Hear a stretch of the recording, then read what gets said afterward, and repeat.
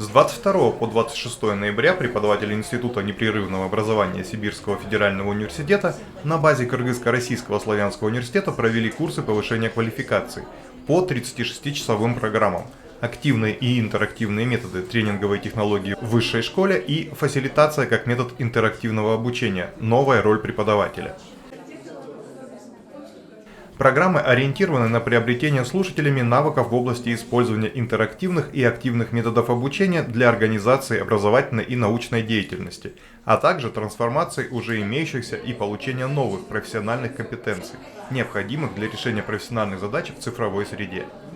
В обучении приняли участие более 80 преподавателей, в том числе 15 человек из других образовательных организаций Кыргызской Республики.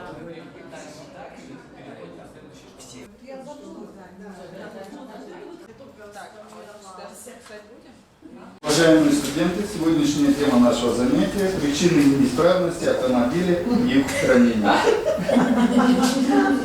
Тогда давайте решим. Заказчика вы выбираете из группы, либо заказчик вы.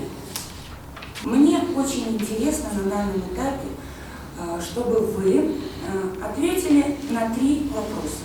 По результатам обучения слушатели получат удостоверение установленного российского образца о повышении квалификации. Особо не задумываясь, это такой экспресс, маленький тест.